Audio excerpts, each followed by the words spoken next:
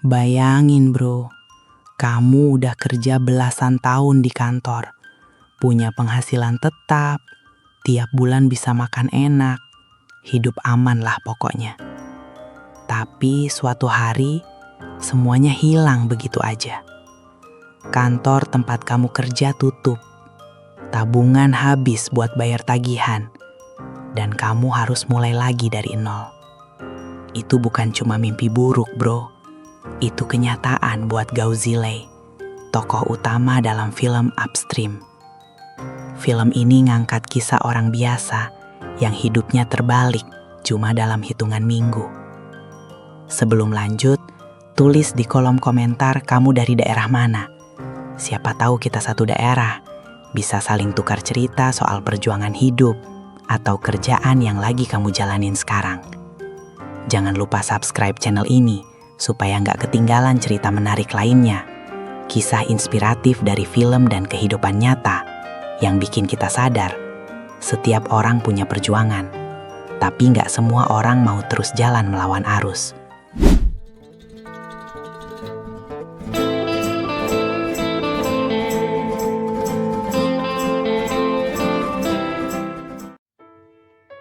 Dulu dia dikenal sebagai karyawan teladan, punya karir jelas, dihormati di tempat kerja. Tapi waktu perusahaan tempatnya kerja kena restrukturisasi, Gao jadi salah satu korban PHK massal. Umurnya udah nggak muda lagi, hampir 40 tahun. Mau ngelamar ke tempat lain, rata-rata nolak karena alasan klasik. Kami cari yang lebih muda, Pak. Kamu pasti pernah dengar alasan kayak gini kan? Awalnya dia masih berusaha tenang. Istrinya yang selama ini jadi ibu rumah tangga nyemangatin terus. Tenang aja, kamu pasti dapat kerja lagi, katanya. Tapi waktu berjalan cepat dan tagihan makin numpuk. Dari listrik, sewa rumah, sampai biaya sekolah anak. Disinilah tekanan mulai datang. Gao Zilei coba kerja serabutan, bantu teman buka toko online. Tapi gak bertahan lama. Sampai suatu hari, dia lihat seorang kurir makanan berhenti di depan apartemennya. Kurir itu sibuk antar pesanan sambil senyum-senyum, walau jelas capek banget. Dari situ, Gao mulai mikir, mungkin aku juga bisa coba jadi kurir. Awalnya dia ngerasa gengsi bro, dari pekerja kantoran, pakai kemeja tiap hari, tiba-tiba harus naik motor panas-panasan, ngantar makanan di tengah hujan dan macet. Tapi realita gak bisa dia tolak. Anaknya butuh makan, keluarganya butuh hidup. Akhirnya, dia daftar jadi kurir di aplikasi pengantaran. Hari pertamanya benar-benar bikin mental jatuh. Dia telat antar pesanan karena nyasar, ratingnya langsung anjlok, pelanggan marah, perusahaan kasih peringatan. Di momen itu, Gao baru sadar, kerja sebagai kurir bukan sekedar bawa makanan, tapi butuh kecepatan, strategi, dan ketahanan luar biasa. Tapi di sisi lain, ada rasa aneh yang mulai tumbuh, rasa kebebasan. Dulu di kantor, dia cuma duduk 8 jam di depan komputer. Sekarang, dia keliling kota, lihat berbagai tempat, ketemu banyak orang. Walau capek, dia ngerasa hidup. Dan di titik ini, film Upstream mulai nunjukin kontras kehidupan modern, antara stabilitas yang palsu dan perjuangan nyata di lapangan. Kadang kita baru sadar, arti kerja keras bukan waktu duduk di ruangan ber-AC, tapi waktu harus bertahan di panas dan hujan demi satu hal, keluarga. Hari-hari berikutnya, Gao mulai terbiasa. Dia belajar pakai GPS, hafalin rute tercepat, bahkan ngerti cara main aman biar rating gak jeblok. Di komunitas kurir, dia mulai punya teman-teman baru. Ada Xiaoli, kurir muda yang semangatnya luar biasa, dan ada juga Lau Chen, kurir senior yang udah kerja bertahun-tahun tapi masih tetap rendah hati. Mereka saling bantu, kadang bagi pesanan kalau ada yang sakit atau motornya mogok. Dari situ, Gao mulai merasa, walau pekerjaannya kelihatannya kecil, tapi di dunia mereka ada solidaritas yang gak kalah besar dari perusahaan besar manapun. Tapi hidup gak selalu mulus. Suatu malam saat dia lagi buru-buru antar makanan di tengah hujan deras, dia kecelakaan kecil. Motornya slip, makanan tumpah, dan pelanggan langsung kasih bintang 1. Perusahaan potong bonusnya, dan ia harus ganti makanan dari kantong sendiri. Di titik itu, Gao sempat mau nyerah. Dia duduk di pinggir jalan, basah kuyup, sambil liatin logo aplikasi di jaketnya. Wajahnya kosong, antara marah dan pasrah. Namun tiba-tiba pesan masuk dari istrinya. "Terima kasih ya, kamu udah kerja keras buat kita. Anak tadi bilang dia bangga punya ayah kayak kamu." Dan itu jadi momen paling emosional di bagian pertama film ini. Wajah Gao pelan-pelan berubah. Senyum kecil muncul, meski matanya masih berkaca-kaca. Dia sadar, ini bukan soal pekerjaan, tapi tentang jadi seseorang yang berguna, sekecil apapun bentuknya. Dari situ hidupnya mulai berubah pelan-pelan. Dia gak lagi mikir soal gengsi, gak peduli apa kata orang. Yang penting dia jalan terus, melawan arus, sesuai judul filmnya, Upstream. Tapi bro, perjuangan dia belum selesai. Di bagian berikutnya, kita bakal lihat gimana Gao Zhile menghadapi sistem kerja yang makin kejam, bahkan nyaris bikin dia kehilangan segalanya lagi. Ketika kamu udah mulai terbiasa sama kerjaan baru, udah mulai ngerasa nyaman, tapi tiba-tiba sistemnya berubah dan semua kerja kerasmu terasa nggak dihargai. Nah, itulah yang mulai dialami Gao Zhile di fase kedua hidupnya sebagai kurir makanan. Kalau di awal dia cuma berjuang melawan rasa gengsi, sekarang dia harus berhadapan dengan sesuatu yang jauh lebih besar. Sistem yang gak manusiawi. Hari-hari berjalan cepat. Gao udah makin jago ngatur waktu. Dia hafal kapan jam sibuk, kapan pelanggan rame, bahkan tahu lokasi mana yang biasanya kasih tip lebih besar. Tapi di balik semua itu, tekanan dari aplikasi makin tinggi. Setiap kali sistem update, waktu antar pesanan dipangkas makin ketat. Dulu dia punya 30 menit buat antar makanan. Sekarang cuma 18 menit. Kalau telat, boom, rating turun, bonus hilang, bahkan bisa dibekukan akunnya. Teman-teman sesama kurir mulai stres. Ada yang kerja dari pagi sampai tengah malam cuma buat dapat penghasilan pas-pasan. Banyak yang jatuh sakit karena kelelahan, tapi nggak bisa libur. Soalnya kalau libur, penghasilan 0. Gao mulai ngerasa, dia bukan cuma kerja buat makan, tapi kayak jadi budak sistem yang dikendalikan algoritma. Suatu malam, waktu dia lagi nongkrong bareng kurir lain di pinggir jalan, Xiao Li, si kurir muda, bilang, "Bang Gao, kita kerja buat siapa sih sebenarnya? Buat pelanggan, buat perusahaan, atau cuma buat mesin yang kasih perintah lewat HP ini?" Kalimat itu dalam banget bro, bikin Gao bengong. Dia sadar, sistem digital yang kelihatan canggih ternyata bisa ngerampas kemanusiaan seseorang tanpa sadar. Hari berikutnya, tekanan makin berat. Gao dapat pesanan jauh di jam-jam malam. Hujan deras, jalan licin. Tapi kalau ditolak, akunnya bisa dikunci. Dia nekat jalan. Sampai di lokasi, pelanggan malah marah karena makanannya dingin. Padahal jaraknya belasan kilometer. Dia cuma bisa minta maaf sambil senyum, tapi hatinya hancur. Setelah itu, dia pulang dengan motor yang udah mogok-mogokan. Sampai rumah, anaknya udah tidur, istrinya nungguin dengan wajah lelah tapi tetap senyum. "Gak apa-apa, besok pasti lebih baik," katanya lembut. Gao gak jawab. Dia cuma duduk, lepas helm, dan diam lama.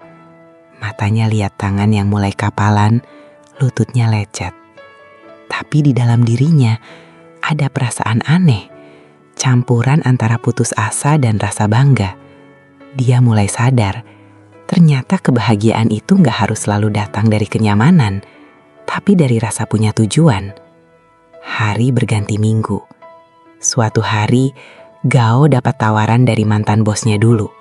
Bosnya buka startup baru dan butuh orang berpengalaman di bidang IT. Kalau kamu mau, saya bisa bantu kamu balik ke dunia kantor lagi, kata si bos. Tawaran itu berat banget, bro. Di satu sisi, itu kesempatan buat balik ke hidup lamanya yang stabil. Tapi di sisi lain, dia ngerasa udah nemuin jati diri di dunia jalanan ini.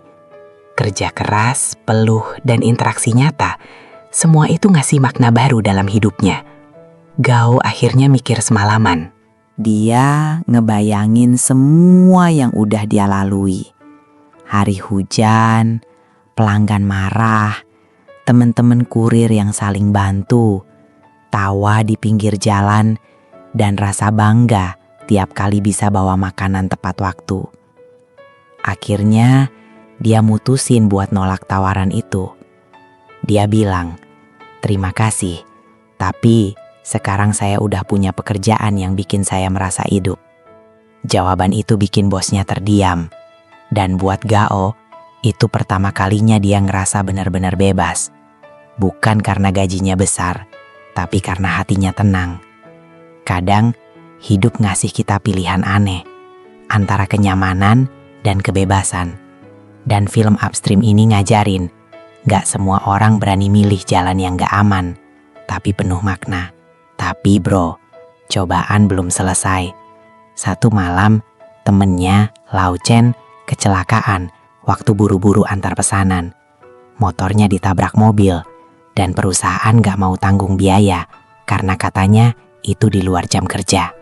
Semua kurir marah. Mereka mulai sadar, sistem yang mereka andalkan selama ini gak peduli sama mereka sebagai manusia. Gao, yang biasanya diam, akhirnya buka suara. Dia mulai kumpulin para kurir buat ngomong langsung ke manajemen.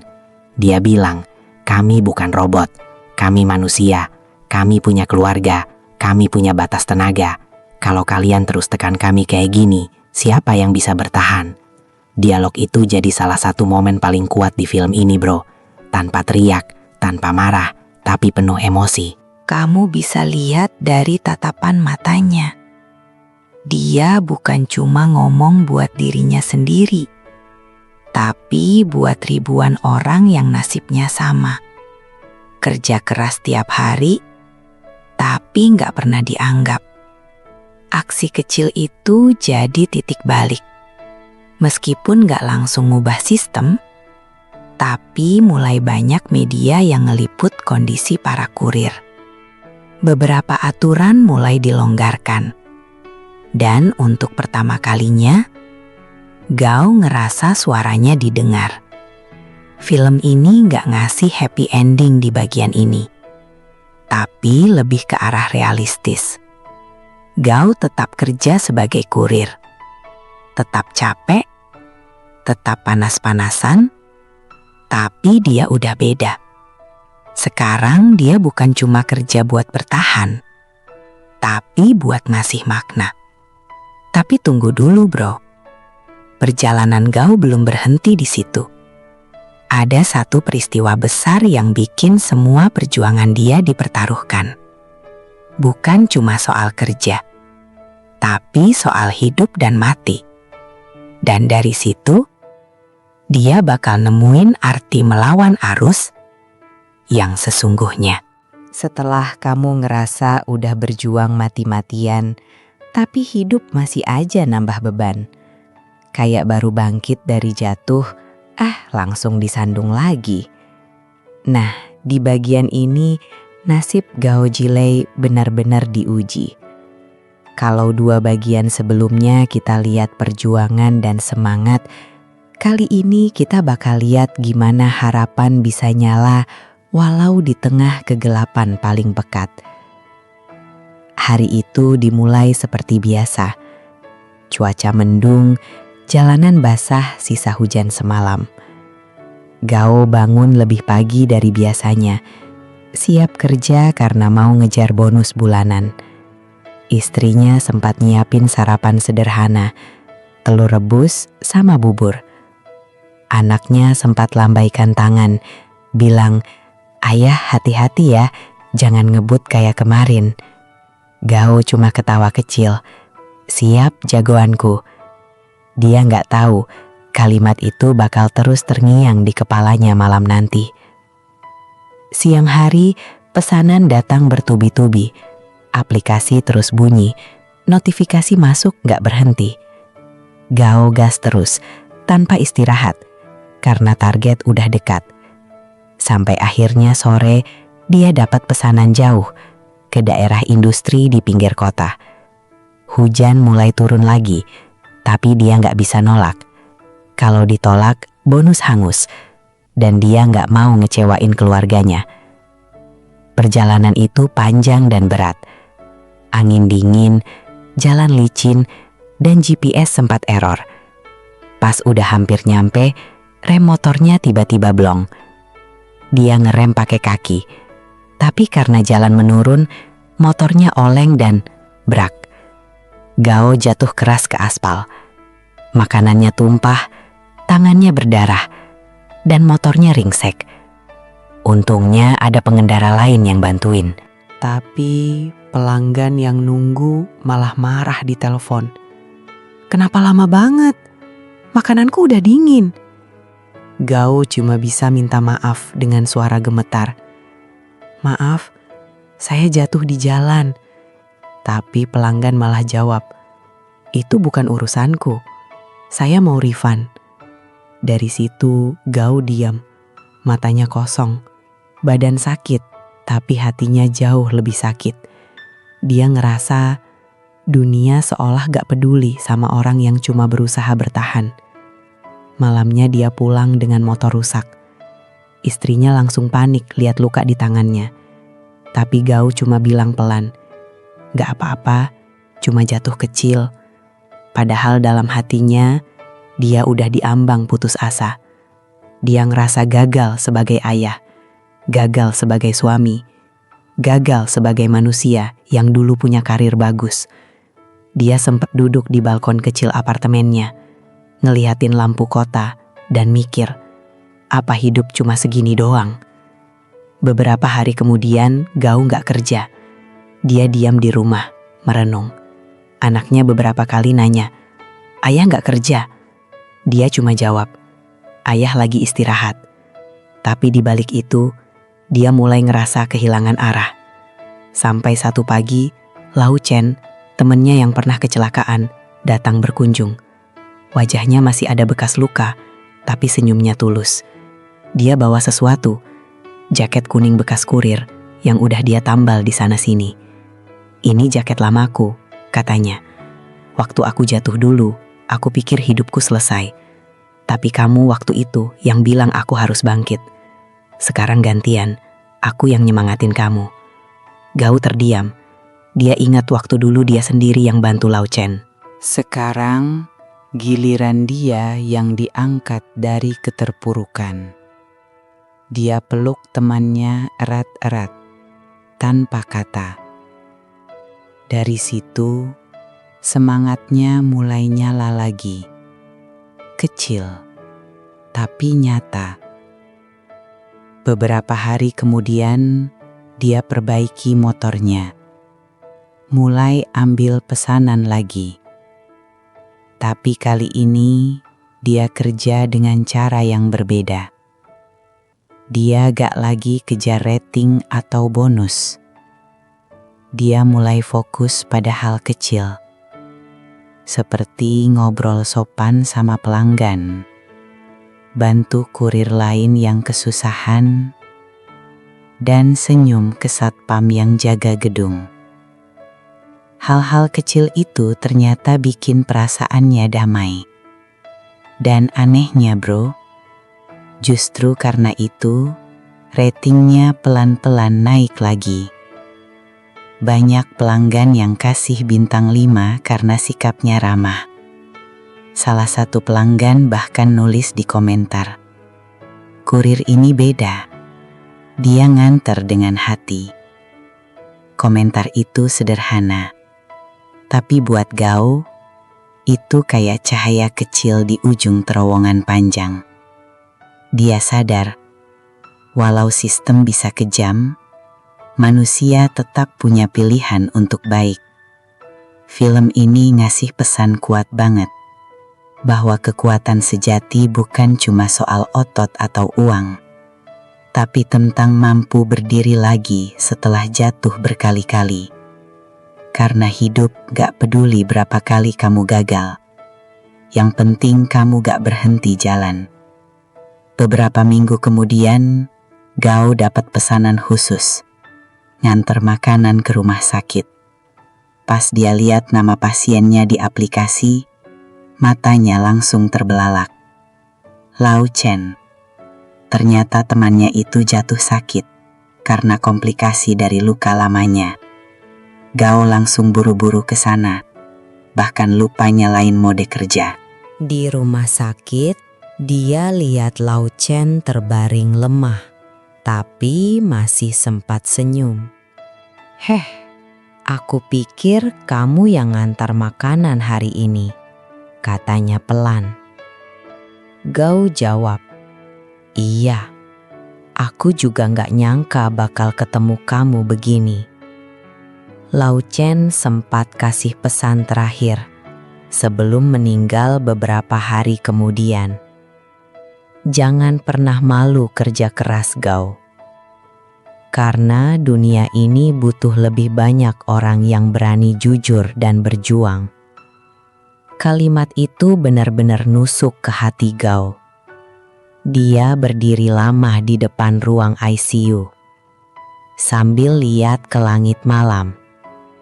Air matanya jatuh, tapi bukan karena sedih. Karena dia sadar, perjuangan ini bukan cuma buat dirinya, tapi buat semua orang yang sering diremehkan. Cuma karena kerja di bawah panas dan hujan. Dan disinilah babak baru dimulai, bro. Setelah kehilangan sahabat sekaligus panutannya, Gao Jilai mulai bangkit. Bukan cuma sebagai pekerja, tapi sebagai suara bagi orang kecil yang sering gak didengar. Di bagian berikutnya, dia bakal jadi simbol perjuangan. Dari jalanan ke layar berita. Dan yang dia capai nanti bakal bikin kamu sadar bahwa orang biasa pun bisa punya dampak luar biasa. Kadang bro, perubahan besar itu gak datang dari orang terkenal. Bukan dari pejabat, tapi dari orang kecil yang capek tapi gak mau diam. Dan itu yang terjadi sama Gao Jilai. Dari cuma kurir makanan biasa, kini dia jadi simbol perjuangan orang-orang yang selama ini gak pernah didengar. Beberapa minggu setelah kepergian sahabatnya, Lau Chen, Gao masih terus kerja seperti biasa. Cuma kali ini, tiap kali dia lihat logo aplikasi di jaketnya, dia ingat pesan terakhir temannya. Jangan pernah malu kerja keras. Pesan itu nempel terus di hatinya. Setiap kali dia nganter makanan, dia selalu senyum. Walaupun capek, walaupun kadang pelanggan nyebelin. Dia mulai rekam perjalanan sehari-harinya pakai ponsel bututnya. Awalnya cuma buat kenang-kenangan, tapi lama-lama dia upload ke media sosial. Isinya sederhana, video dia nganter makanan sambil ngomong, "Hari ini hujan, tapi pelanggan ini kasih bintang 5. Rezeki gak selalu tentang uang bro, tapi tentang niat baik." Tanpa disangka, videonya viral. Banyak orang yang tersentuh. Komentar mulai berdatangan. "Salut Bang Gao, saya juga kerja ojol, dan saya ngerasain banget apa yang abang rasain. Terima kasih udah ngomong jujur bang." Dalam waktu seminggu, akun media sosial Gao meledak. Ribuan orang mulai ngikutin kisahnya. Bahkan media lokal mulai liput tentang kurir yang menginspirasi banyak orang dengan ketulusan. Suatu pagi, reporter datang ke rumahnya buat wawancara. Awalnya Gao canggung, tapi akhirnya dia cerita semuanya. Dari dipecat, kerja pertama kali sebagai kurir, sampai kehilangan sahabatnya. Waktu reporter nanya kenapa dia masih bertahan, Gao cuma jawab, "Karena hidup ini bukan soal mudah atau susah, tapi soal terus jalan. Aku gak mau berhenti." Kalimat itu jadi headline di banyak portal berita. Hidup ini bukan soal mudah atau susah, tapi soal terus jalan. Dan sejak saat itu, Gao Zilai bukan lagi sekadar kurir, tapi inspirasi bagi ribuan pekerja lapangan di seluruh kota. Tapi bro, seperti biasa, kalau orang udah mulai naik, pasti ada yang gak suka. Beberapa pihak di perusahaan mulai gak nyaman karena Gao sering ngomong terbuka soal kerasnya sistem kerja kurir. Ada yang bilang dia bikin citra perusahaan jelek. Ada juga yang nyebar isu kalau Gao cuma cari sensasi. Gao gak marah, dia cuma bilang pelan, kalau kebenaran bisa bikin orang gak nyaman, berarti ada yang salah sama sistemnya. Wah, kalimat ini nancep banget bro. Dan bener aja, semakin dia bicara jujur, semakin banyak kurir lain yang berani ikut bersuara. Mereka mulai buat grup komunitas online buat saling bantu dan dukung. Gao sering jadi orang pertama yang nyemangatin mereka, bilang, "Kita mungkin gak punya jabatan tinggi, tapi kita bisa saling jaga." Suatu hari, komunitas itu dapat undangan dari sebuah stasiun TV buat hadir di acara talk show. Tema acaranya, Suara dari Jalanan. Dan yang jadi tamu utama gak lain adalah Gao Zilai. Dia duduk di kursi sederhana di tengah panggung dengan jaket kuningnya yang udah pudar tapi penuh makna. Waktu ditanya apa yang dia rasain selama ini, dia jawab dengan tenang. "Dulu saya malu jadi kurir, tapi sekarang saya bangga. Karena setiap pesanan yang saya antar bisa bikin orang lain bahagia. Dan itu cukup buat saya." Penonton di studio tepuk tangan panjang. Bahkan pembawa acaranya sempat meneteskan air mata. Di situ, Gao bukan cuma cerita tentang dirinya, tapi tentang jutaan orang yang bekerja keras dalam diam. Lewat adegan ini benar-benar ngasih pesan kuat banget bro. Bahwa kerja keras gak selalu harus dilihat orang. Tapi kalau dilakukan dengan tulus, pada akhirnya dunia bakal dengar juga. Karena kejujuran dan ketulusan itu gak bisa disembunyiin selamanya. Setelah acara itu, kehidupan Gao mulai berubah. Dia sering diundang ke berbagai tempat buat berbagi cerita.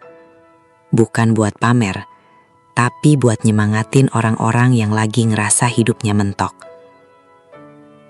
Dia bilang, "Saya gak sukses dalam arti kaya, tapi saya sukses karena bisa bangkit setelah jatuh." Kalimat itu jadi pegangan banyak orang. Bahkan beberapa kurir muda mulai manggil dia Lau Gao, semacam panggilan hormat buat orang tua yang dihormati. Dia jadi semacam mentor jalanan, tempat curhat banyak pekerja yang lagi frustasi. Tapi di balik semua itu, Gao tetap sederhana. Dia masih tinggal di apartemen kecil yang sama. Masih naik motor lamanya yang udah penuh goresan. Dan masih nganter makanan tiap hari. Cuma bedanya, sekarang tiap langkahnya punya arti lebih besar.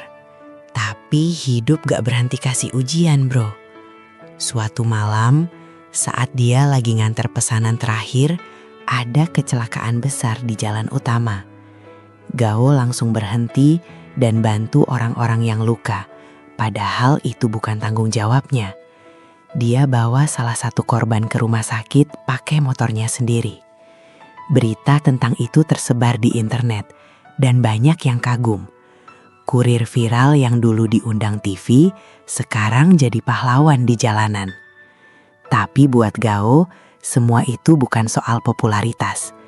Dia cuma bilang, saya cuma ngelakuin apa yang seharusnya dilakukan manusia. Dan bro, disinilah puncak kisahnya. Setelah semua yang dia lalui, jatuh, bangkit, kehilangan, sampai dikenal banyak orang, Gao Zilei akhirnya dapat sesuatu yang jauh lebih berharga dari uang atau jabatan. Di ini, kita bakal lihat gimana akhirnya dia dapat segalanya. Bukan dari dunia luar, tapi dari dalam hatinya sendiri. Dan ending film ini bikin banyak penonton nangis, termasuk gue waktu pertama kali nonton. Ketika hidup gak ngasih kita apa yang kita mau, tapi ngasih apa yang kita butuh. Dan buat Gao Zilei, setelah kehilangan segalanya, ternyata dia justru nemuin sesuatu yang gak bisa dibeli bahkan sama uang sebanyak apapun. Makna hidup. Beberapa bulan berlalu sejak insiden kecelakaan itu. Badan Gao mulai lemah. Mungkin karena terlalu capek kerja terus, mungkin juga karena beban hidup yang ditanggung bertahun-tahun. Tapi satu hal yang gak pernah hilang dari dirinya, semangat. Suatu pagi, dia duduk di kursi kecil depan jendela apartemennya. Sinar matahari masuk lewat celah tirai, menyorot wajahnya yang mulai tua. Di meja kecilnya ada tumpukan surat dan foto-foto yang dikirim dari berbagai penjuru negeri.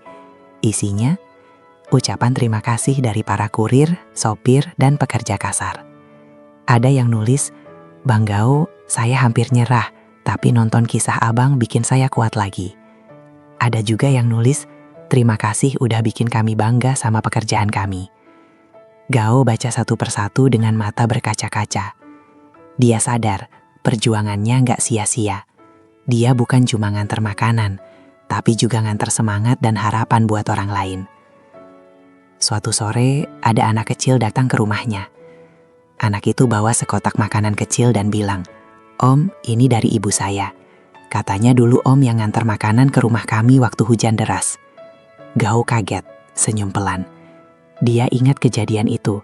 Waktu itu dia basah kuyup tapi tetap nyampain pesanan karena kasihan sama pelanggan yang katanya lagi sakit. Dan ternyata hari itu tanpa sadar dia udah nolongin orang yang benar-benar butuh.